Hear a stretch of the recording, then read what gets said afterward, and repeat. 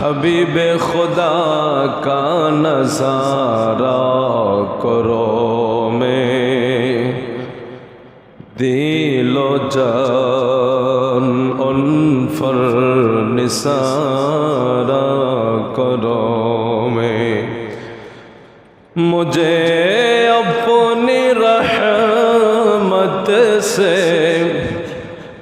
मुझे अपनी रहमत से तू अपना कर ले सिवा तेरे सबसे किनारा किनारा करो मैं अल्लाहुम्मा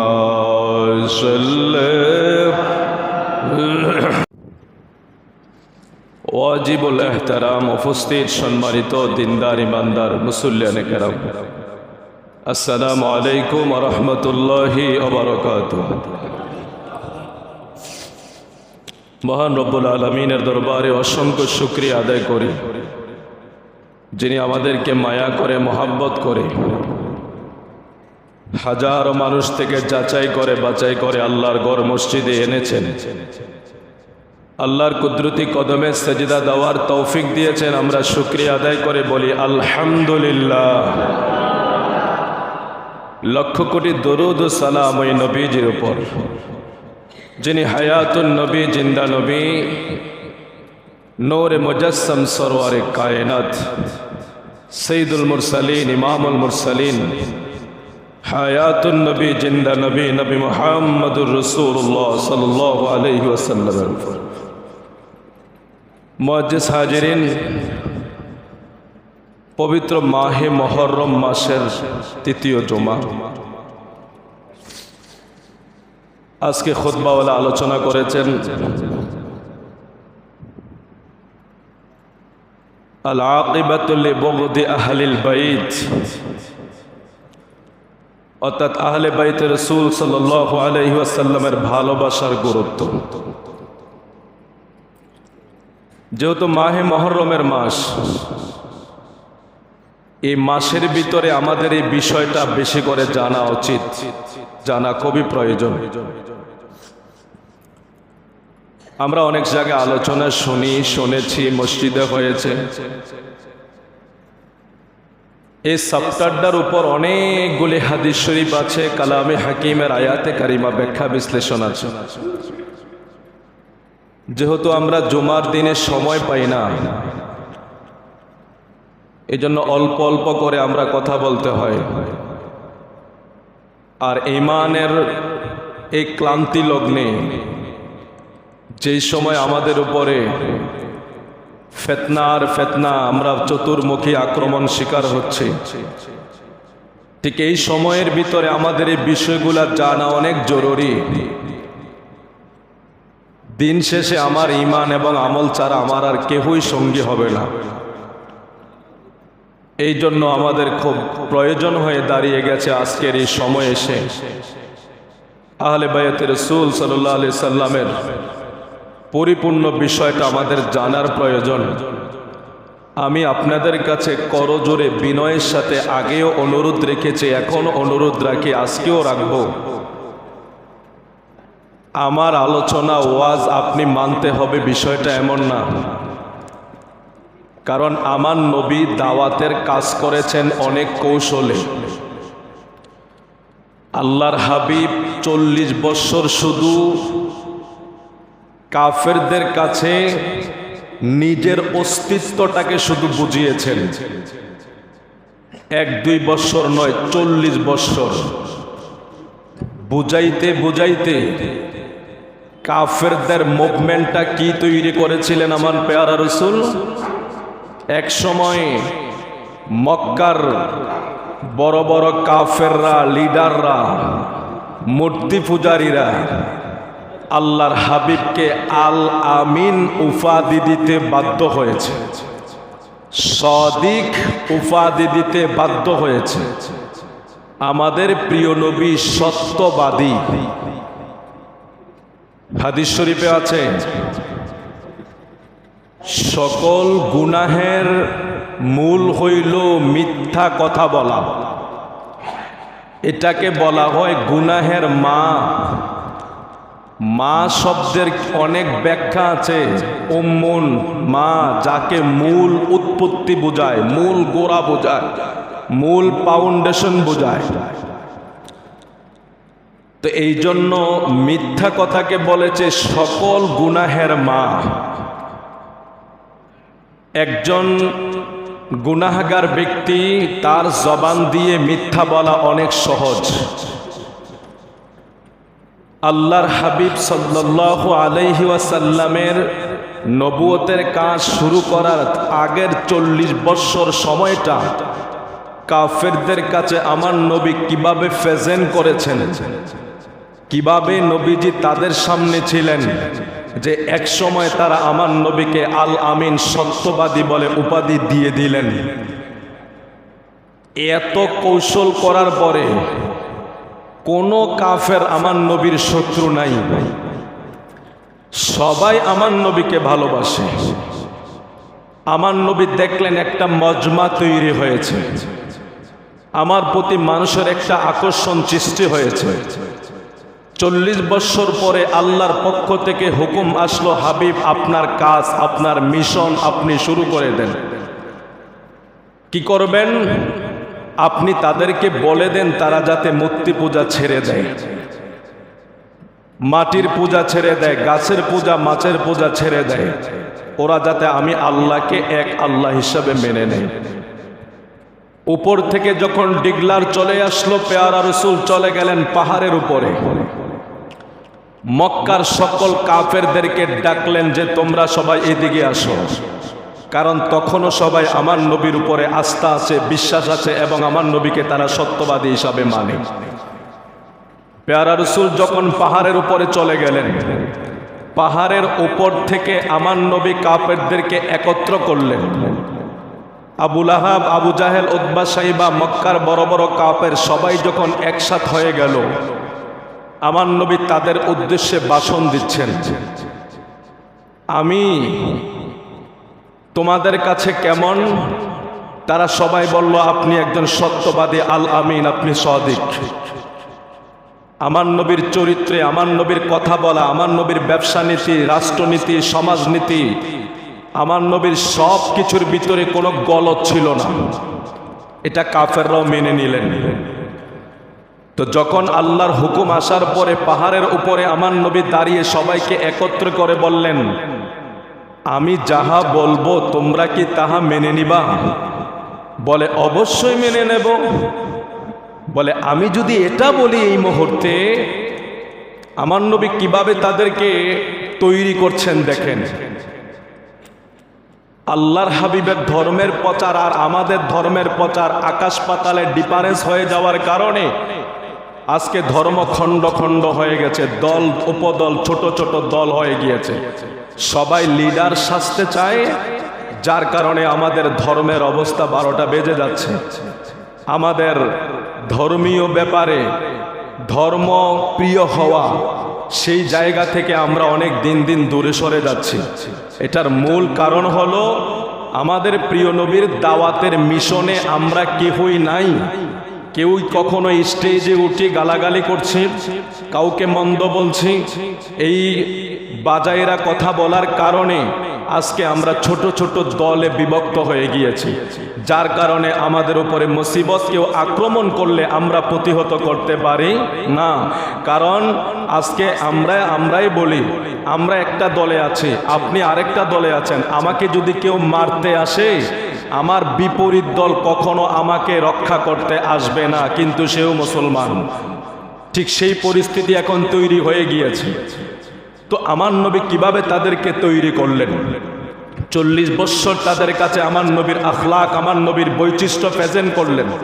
পাহাড়ের উপরে নবী 40 বছর পরে দাওয়াতের কাজ যখন শুরু করলেন, নবী যখন তাদেরকে ডাকলেন, আমি যাহা বলবো তোমরা কি তাহা মেনে নিবা? বলে অবশ্যই মেনে নেব। মক্কার ব্যাংক, মক্কার অ্যাকাউন্ট ব্যালেন্স যার কাছে গচ্ছিত থাকতো, যেই নবীর কাছে মক্কার ব্যালেন্স থাকতো, লিডাররা এসে আমার নবীকে ব্যাংক মেনে আমানতদারিতা হিসাবে আমার নবীর কাছে জমা রেখে যাইতো, আর যেভাবে জমা রাখতো সেভাবে আবার ফেরত পাইতো। সুবহানাল্লাহ বলেন। আজকে আমানতদারিতার ব্যাপারে আমরা কতটুকু আছি? আমরা যদি মনে করি যে আমি বলি, আমানত কি শুধু টাকার বেলা খেয়ানত হয় না, জিম্মাদারি আছে, অনেক অনেক রাস্তা আছে। আমি যে নামাজ পড়াচ্ছি এটাও কিন্তু একটা আমানত। যদিও 2 রাকাত নামাজ আপনারা আমার পিছনে পড়ছেন, এটাও কিন্তু আমার একটা জিম্মাদারি, এটা একটা আমানত আমি নিয়েছি। কারণ আপনারা যখন পিছনে দাঁড়ান তখন বলেন যে ইক্তাদাইতু বিহাযাল ইমাম, ইমামের উপরে ছেড়ে দিয়ে আপনি নামাজে দাঁড়াচ্ছেন পিছনে। এখানে টোটাল সম্পূর্ণ সৈয়দ নেতা হিসাবে ইমাম দাঁড়িয়ে দায়িত্ব নিয়েছে 2 রাকাত নামাজের, এটা একটা আমানতদারিতা। যদি এখানে ইমাম দাঁড়িয়ে আমানতের খেয়ানত করে, যেভাবেই হোক, নামাজের গলত হোক বা যেভাবে হোক, মন মানসিকতার দিক দিয়ে হোক, সেটাও একটা আমানতের খেয়ানত। শুধু যে টাকা চুরি করলে খেয়ানত হয় আপনারা সেটা নেবেন না। খেয়ানত কিন্তু ওটাও আছে একজন মানুষের পেছনে গীবত করা, খেয়ানত কিন্তু ওটাও আছে একজন মানুষকে ক্ষতি করা, খেয়ানত কিন্তু ওটাও আছে একজন মানুষকে আপনি বিপদের সম্মুখীন করে দেওয়া। আমানতের খেয়ানত শুধু টাকার বেলায় বুঝেন না, সব বিষয় বুঝে নিতে হবে। তো আল্লাহর হাবিব সাল্লাল্লাহু আলাইহি সাল্লামের কাছে যা দিতেন মক্কার কাফেররা যেমনি দিতেন এমনি আবার ব্যালেন্সটা ওরা ফিরে পাইতেন। আমার নবীর কাছে সত্যতা সবকিছু ওরা জেনে শুনে আল্লাহর হাবিব যখন তাদেরকে বললেন, আমি এই মুহূর্তে তোমাদেরকে যদি বলি, পাহাড়ের অপর পাশে একটা বাহিনী দাঁড়িয়ে আছে, যাদের হাতে অস্ত্র শস্ত্রে সজ্জিত, তারা তোমাদেরকে এই মুহূর্তে আক্রমণ করতে পারে, তারা পাহাড়ের ওই পারে দাঁড়িয়ে আছে, আমার এই কথাটাকে তোমরা বিশ্বাস করবা? কাফেররা বলল, অবশ্যই বিশ্বাস করব, কারণ আপনি কখনো মিথ্যা বলেন না, এখনো বলবেন না। আমরা বিশ্বাস করি পাহাড়ের ওই পারে কোনো সৈন্য দলের কথা যদি আমরা নাও দেখি, আপনি যেটা বলবেন এটা সত্য বলেছেন। আমার নবী বলছেন, ঠিক আছে শোনো, এবার আমার কথা শোনো, 40 বছর নবী তাদের কাছে কিভাবে তৈরি হলেন, 40 বছর পরে দাওয়াতের কাজের মুভমেন্ট দেখেন। আমার নবী বলছেন, শোনো, তোমরা যে মূর্তি পূজা করছো, তোমরা যেই মাটির পূজা করছো, গাছের পূজা, মাছের পূজা করছো, এগুলি আসলে মূলত শিরক, এগুলি আসলে মূলত আল্লাহর সাথে শরীক করা। আমার আল্লাহ কিন্তু একজন। তোমরা ছোট ছোট মূর্তি বানিয়েছো, স্রষ্টা বানিয়েছো, খোদা বানিয়েছো, বিভিন্নভাবে তোমরা এগুলিকে সেজদা করো। তোমাদেরকে আমি বলে দিলাম, শোনো, এক আল্লাহ কিন্তু একজন, যিনি লা শারিক লা তুশরিক বিল্লাহ, যার কোনো শরিক নাই, যার কোনো মত নাই, যার কোনো আকার নাই, যার কোনো উপর নাই, যার কোনো দিক নাই, যার কোনো রং নাই, তিনি হলেন লা শারিক, যিনি হলেন লা শারিক, তিনি হলেন আল্লাহ। ওই আল্লাহর, এক আল্লাহর প্রতি তোমরা বিশ্বাস আনতে হবে, যাকে দেখা যায় না, ধরা যায় না, ছোঁয়া যায় না। যেভাবে পাহাড়ের পাদদেশের সৈন্যগুলি না দেখেও তোমরা আমার কথায় বিশ্বাস করে, সৈন্য দলের কথা বিশ্বাস করে নিতে অঙ্গীকারবদ্ধ হয়েছ, ঠিক যেই আল্লাহকে দেখা যায় না, ওই এক আল্লাহকে তোমরা মেনে নাও, ওই আল্লাহর প্রতি তোমরা ঈমান আনো। সাথে সাথে আবু লাহাব আমার নবীকে বলে ফেললেন, তাব্বাত লাকা ইয়া মুহাম্মদ সাল্লাল্লাহু আলাইহি সাল্লাম। আবু লাহাব বলে ফেললেন, হে মুহাম্মদ, তোমার হাত ধ্বংস হোক। জোরকন নাউজুবিল্লাহ। দেখছেন কোথায় গিয়ে ঠেকে গেছে। 40 বছর নবী তাদের কাছে কি পবিত্র ছিলেন সেটাও মেনে নিলেন, পাহাড়ের অন্ধ কথা। কিন্তু যেই মাত্র আল্লাহর একাত্মবাদের কথা আসলো, সেই মাত্র আবু লাহাব বলে দিল, তাব্বাত লাকা ইয়া মুহাম্মদ, তোমার হাত ধ্বংস হোক। নাউজুবিল্লাহি মিন যালিক। আচ্ছা, এখন আমরা হইলে কি করতাম জানেন? আমরা হইলে মোটামুটি একটা মারামারি হয়ে যেত, যেটা হয় আমাদের এখন। আমরা টাকা নিয়ে মারামারি লাগি বা একটু সামান্য জিনিস নিয়ে মারামারি লাগি। আচ্ছা, ওখানের পরিবেশটা কি হয়েছিল দেখেন। আমার নবী কোনো কিছুই তাকে বললেন না। আমার নবী তো এটা বলতে পারতেন, এই আমি তো তোমাদেরকে কিছুক্ষণ আগেও কথাটা বললাম, তোমরা অঙ্গীকার দিয়েছো, এখন তোমরা এভাবে কথা বলছো। আমার নবী বলতে পারতেন না? আমার নবীর কথা বলার তো জায়গা আছে। আমার নবী তো বলতে পারতেন সেভাবে, যে এই তোমরা কিছুক্ষণ আগেও বলছো যে আমাকে তোমরা বিশ্বাস করো, এখন তোমরা আবু লাহাব তুমি বলছো আমার হাত ধ্বংস হোক। আমার নবী কোনো কিছুই বলে না, কোনো জবাব দেয় নাই। আমার নবী চুপচাপ জবাব দিচ্ছেন স্বয়ং আল্লাহ। স্বয়ং আল্লাহ জবাব দিচ্ছেন আবুল আহাবের সেই বিশ্রী শব্দের জবাব দিচ্ছেন কিভাবে? তাব্বাত ইয়াদা আবি লাহাবিন ওয়া তাব। আবু লাহাব আমার নবীর জন্য বদদুয়া করে, আমার নবীর হাত ধ্বংস হোক, আমার নবী ধ্বংস হোক। আমার নবীর জবান মোবারকে কোনো কিছুই বলে নাই, নবী চুপচাপ। স্বয়ং আল্লাহ এটার জবাব দিয়ে দিচ্ছেন তাব্বাত ইয়াদা আবি লাহাবিন ওয়া তাব। সূরা নাজিল করে দিলেন, আল্লাহ বলে দিলেন হে আবু লাহাব তুই ধ্বংস হ। সুবহানাল্লাহ বলেন। আচ্ছা, জবাব যখন উপরওয়ালা থেকে আসে আপনি এটাকে কি মনে করছেন? এটা কি সাধারণভাবে নেওয়া যায়? যখন মালিক জবাব দিয়ে দেয় সেভাবে ধর্মটাকে আমরা প্রেজেন্ট করতে হবে। এই জন্য আমি আপনাদেরকে বলছি শুনুন, আমি এখানে কথা বলবো হাদিস শরীফ দিয়ে, আপনি নিবেন যুক্তি দিয়ে। সারা বছর আপনি আমার কথা মেনে নিতে পারবেন না। আমার দাবি থাকবে যেখান থেকে ডকুমেন্টটা আপনাকে দেওয়া হচ্ছে আপনি সেটা তালাশ করুন। আপনার কাজ হইল আপনি যদি পারেন দায়িত্ব নিয়ে এই আলোচনাটাকে মিথ্যা প্রমাণিত করেন, যুক্তি দিয়ে নয়। এখানে কথা বলার পরে আপনি যদি বলেন না এটা এই হচ্ছে না, এই হয় না, এটা না, আমি এখানে কথা বলার পরে আপনার কাজ হইল, বুদ্ধিমানের কাজ হইল যে উনি যে বুখারী মুসলিমের এত পৃষ্ঠা এত নাম্বার এটা বলেছে, আচ্ছা এটা কোন জায়গায় আছে আমি একটু দেখে নেই, দেখার সুযোগ আছে। আল্লাহ আমাদেরকে বোঝার তৌফিক দান করুক। জোরে বলে আমিন। আর একটু মহব্বত করে বলে আমিন।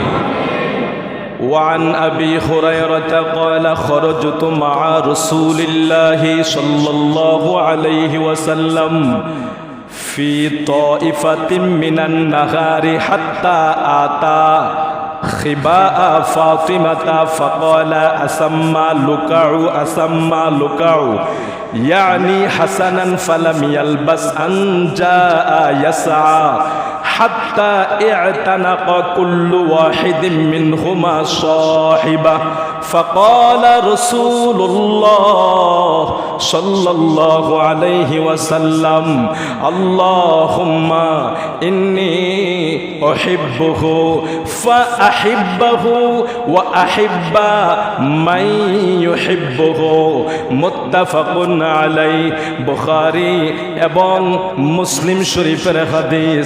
আবু হুরায়রা থেকে বর্ণনা, তিনি বলেন আমি আমার পেয়ারা রাসূলের সাথে দিনের অংশে বের হলাম। অবশেষে তিনি ফাতেমাতুজ জাহরার ঘরের নিকটে আসলেন। তিনি ফাতেমাতুজ জাহরার ঘরের নিকটে আইসা তিনি ডাকতেছেন, বালক এখানে আছো কি? খোকা এখানে আছো কি? অর্থাৎ আমার নবী মা ফাতেমার ঘরের কন্যারে গিয়ে বালক বলে ডাকতেছেন, খোকা বলে ডাকতেছেন। এমন সময় হাসান ইবনে আলী আমার নবীর কাছে দৌড়ায়া আসলেন। আবু হুরায়রা বলছেন আমি আমার নবীর সাথে ছিলাম। আমার নবী যখন বালক এবং খোকা সুন্দর সুন্দর শব্দ চয়ন করে ডাকছেন, হাসান ইবনে আলী যখন রাসূলুল্লাহর নিকটে আসলেন, হাসান যখন দৌড়াইয়া নবীজির নিকটে আসলেন, আমার নবী হাসান ইবনে আলীর গলায় জড়িয়ে আলিঙ্গন করলেন, গলায় জড়িয়ে আলিঙ্গন করলেন। অতঃপর নবী বলছেন ফাকালা রাসূলুল্লাহ, আমার নবী বলছেন আল্লাহুম্মা ইন্নী উহিব্বুহু ফাআহিব্বা ওয়া আহিব্বা মান ইউহিব্বুহু। আমার নবী বলছেন হে আল্লাহ, তাকে আমি ভালোবাসি, তুমিও তাকে ভালোবাসো, আর যে তাকে ভালোবাসবে মাওলা তুমিও তারে ভালোবাসিও। বুখারী এবং মুসলিম শরীফের হাদিস। তারপরে আসেন আন আবি বকরতা ক্বালা রাআইতু রাসূলুল্লাহ সাল্লাল্লাহু আলাইহি ওয়াসাল্লাম আলাল মিম্বারি আল হাসান ইবনে আলী ইলা জামবিহি ওয়া হুয়া ইয়াকবিলু আলান নাস মাররাতান ওয়া আলাইহি উখরা ওয়া ইয়াকুলু ইন্না ইবনি হাযা সাইয়্যিদ ওয়া লাআল্লাহু আন ইউসলিহা বিহি বাইনা ফিআতাইন আযীমাতাইন মিনাল মুসলিমিন রাওয়াহুল বুখারী। আবু বকর থেকে বর্ণনা, তিনি বলেন আমি রাসূলুল্লাহ সাল্লাল্লাহু আলাইহি সাল্লামকে এমন অবস্থায় মিম্বরের উপরে দেখলাম যে হাসান ইবনে আলী তার পাশে বসে রয়েছেন। প্যারা রাসূল একবার লোকদের দিকে তাকায়, আবার হাসানের দিকে তাকায়। আমার নবী একবার হাসানের দিকে তাকায়, একবার লোকদের দিকে তাকায়। এমন অবস্থায় রাসূল বলছেন, এই পুত্র হাসান উনি খুব ধৈর্যশীল, উনি সাইয়্যিদ, উনি অনেক ধৈর্যশীল এবং আল্লাহ তাআলা তার দ্বারা মুসলমানের দুইটা বিরাট দলের ভিতরে সমঝোতা করবে। এটার একটা পিছনের ইঙ্গিত হয়েছে। আমার নবী বিদায় হওয়ার পরে আমিরে মুয়াবিয়া এবং হাসান ইবনে আলীর সাথে যে একটা সন্ধি হয়েছিল, এই সন্ধির ভিতরে দুই মুসলিম বাহিনীর সমঝোতা এসেছে। সিফফিনের যুদ্ধ হয়েছে, বিভিন্ন জঙ্গে জামাল অষ্টির যুদ্ধ, বিভিন্ন যুদ্ধ হয়েছে, কিন্তু হাসান ইবনে আলীর সময় এসে আমিরে মুয়াবিয়া রাদিয়াল্লাহু তাআলা আনহুর সাথে একটা সন্ধি হয়েছে। এই সন্ধির মাধ্যমে যুদ্ধ বিগ্রহ হয় নাই, একটা শান্ত পরিবেশ বিরাজ করেছে। আমার নবী দুনিয়ায় থাকতে হাসান ইবনে আলীর মাধ্যমে দুইটা দলের ভিতরে শান্তি বিরাজ করবে, আর দুটোটাই হইল মুসলিম দল। এই দুটোটা দলের মাধ্যমে, হাসানের মাধ্যমে শান্তি বিরাজ করবে। আমার নবী দুনিয়ায় থাকতে বলে গেছেন, সুবহানাল্লাহ। এবার আমার নবী আরো বলছেন, আন সুমাইয়া ইবনে উমাইরিন ক্বালা দাখালতু মা أمتي على عائشة فسألت أي الناس كان أحب إلى رسول الله صلى الله عليه وسلم قالت فاطمة فقيل من الرجال قالت زوجها رواه الترمذي। হযরত জুমা ইবনে উমাইর রাদিয়াল্লাহু তাআলা আনহু থেকে বর্ণনা, তিনি বলেন আমি আমার ফুফুর সাথে আয়েশা রাদিয়াল্লাহু তাআলা আনহার নিকটে গেলাম। আমি জিজ্ঞেস করলাম রাসূল সাল্লাল্লাহু আলাইহি ওয়াসাল্লাম নিকট কোন মানুষটি সর্বাধিক প্রিয় ছিলেন? উত্তরে তিনি বলেন ফাতেমা। অতঃপর জিজ্ঞেস করলাম পুরুষদের মাধ্যমে কি? উত্তরে আমার নবী বললেন ফাতেমার স্বামী মাওলা আলী কাররামুল্লাহ ওয়াজহু। আসুন, আজকের সাবজেক্টটাই হলো তাদেরকে ভালোবাসার গুরুত্বটা। বিষয়টা হেডলাইন বুঝে নিবেন। হেডলাইনটা হলো যে ভালোবাসার গুরুত্ব। এখন আমি ভালোবাসার গুরুত্ব বলে যদি চলে যাই, ওই গুরুত্বটা আসবে কোত্থেকে? আমার নবীর আদর্শ থেকে আসবে। আমার নবী যদি বলে আমরা করব, নাহলে তো আমাদের কোনো প্রয়োজন নাই। আমার নবীর হাদিস থেকে যদি আমরা পাই, সেটা আমরা মেসেজ দিতে হবে, আমরা সেটা পালন করতে হবে।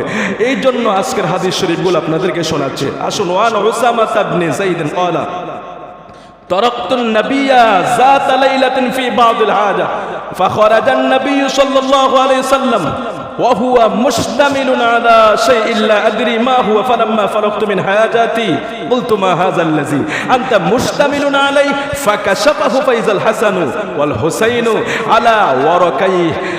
হযরত উসামা ইবনে যায়েদ রাদিয়াল্লাহু তাআলা আনহু থেকে বর্ণিত, তিনি বলেন এক রাতে আমি কোনো এক প্রয়োজনে রাসূলুল্লাহর খেদমতে গেলাম। অতঃপর নবী করিম সাল্লাল্লাহু আলাইহি ওয়াসাল্লাম চাদর দ্বারা কিছু একটা ঢেকে রেখেছেন। ডেকে বের হলেন, আমি কিন্তু কিছু বুঝতে পারি না সেই জিনিসটা কি।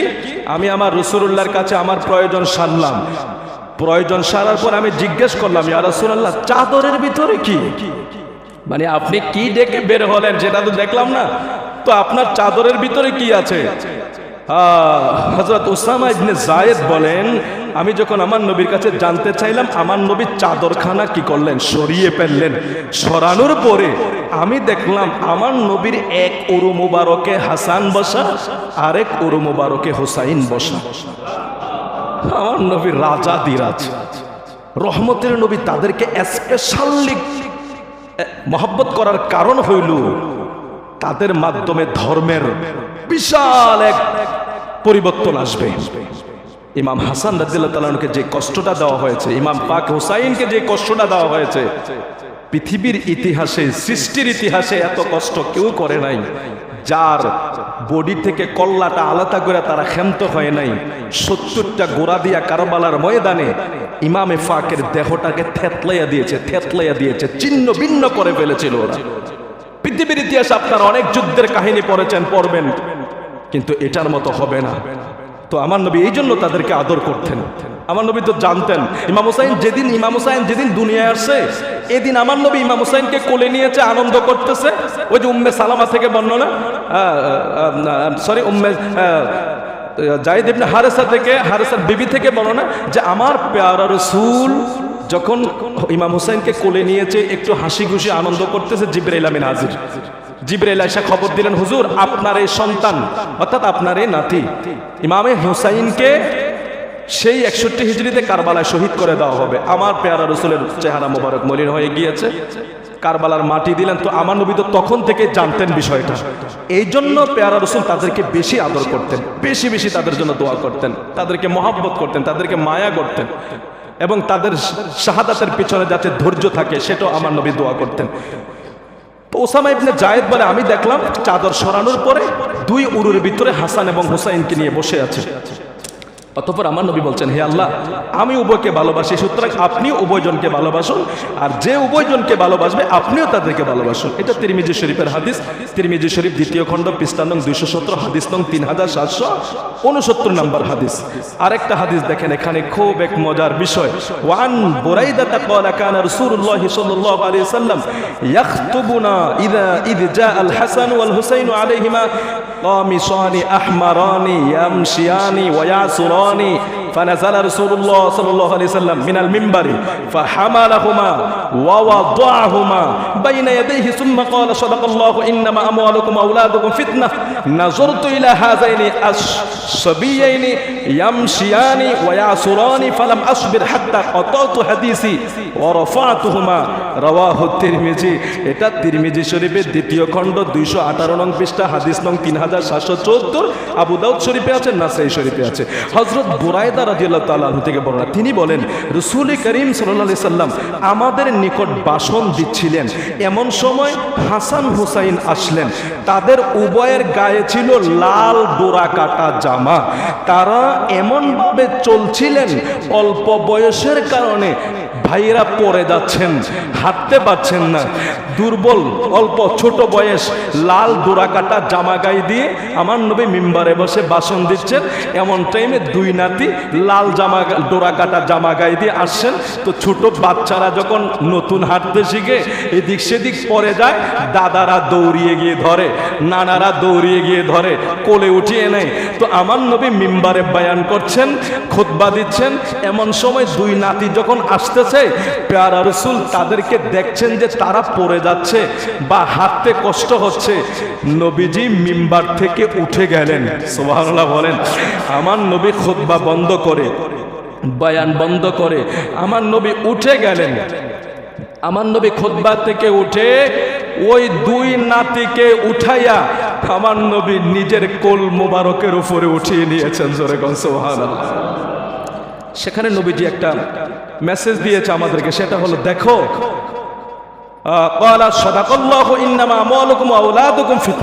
আল্লাহ কোরআন শরীফে বলেছে সন্তান এবং ধন সম্পদ এগুলি তোমাদের জন্য পরীক্ষা। ফিতনা মানে পরীক্ষা।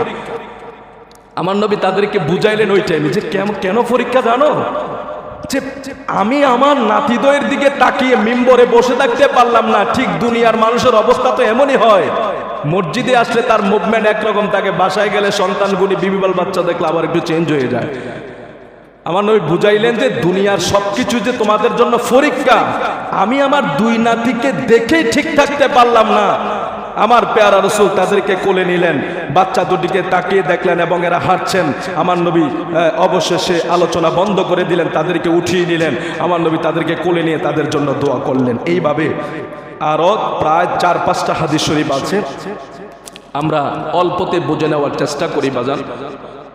আহলে বাইত রাসূল সাল্লাল্লাহু আলাইহি সাল্লাম মুহররমের মাস চলে যাবে, আবার সফরের মাস যখন আসবে আরেক সপ্তাহের উপর আলোচনা শুরু হয়ে যাবে। আমরা এই জিনিসগুলি বুঝে নেওয়ার চেষ্টা করি, কথাগুলিকে যাচাই বাছাই করার চেষ্টা করি। তারপরেও যাতে আমাদের ঈমান আমাদের কেউ নিতে না পারে, আমরা ঈমানের সাথে জিন্দিগি, আমলের সাথে জিন্দিগি যাতে আমরা করতে পারি। কারণ আমরা পৃথিবীতে এসেছি, আল্লাহর হাবিব সাল্লাল্লাহু আলাইহি ওয়াসাল্লাম অনেক কষ্ট করে ধর্মকে আমাদের মাঝে দিয়ে গেছেন এবং আউলিয়ায়ে কেরামদেরকে আমার নবী এই দেশে পাঠিয়েছেন ধর্মকে প্রচার করার জন্য। আমার নবী আরব আমিরাতে, সকল নবীরা আরব আমিরাতে এসে ধর্ম প্রচার করেছেন। আর এই দেশের জন্য আউলিয়া কেরামের মাধ্যমে আমরা ধর্ম পেয়েছি। সেই ধর্মের পালন যদি আমরা সঠিকভাবে না করতে পারি, আমরা আমার প্যারা রসুলের কাছে জবাব দিতে পারবো না। ইমামে পাকের একটা শিক্ষা ছিল, কারবালার শিক্ষা, নামাজ। সেই নামাজে যাতে আমরা দূরে না থাকি। আহলে বায়াতের মোহাব্বতের আমি মনে করব অন্যতম একটা খুঁটি যেন হয়, সেটা হলো নামাজ। আপনি যদি ইমামে পাককে ভালোবেসে থাকেন, আপনার মাথায় নিবেন ইমামে পাক যদি এতগুলি তীরের আঘাত খেয়েও উনি সেজদা দিতে পারে, আমি সুস্থ শরীরে কেন দিতে পারবো না? আপনি এটাকে মেনিং করবেন, ওটাকে আপনি চিন্তা ভাবনা করে আপনার সামনে অগ্রসর হব আমরা। আহলে বাইত রাসূল সাল্লাল্লাহু আলাইহি সাল্লাম, আল্লাহ পাক যাতে আমাদেরকে সেই মোহাব্বত অন্তরে ধারণ করার তৌফিক দান করে, বুঝে শুনে আমল করার তৌফিক দান করুক। জোরে বলে আমিন। ওয়া আখিরি দাওয়ানা আলহামদুলিল্লাহ।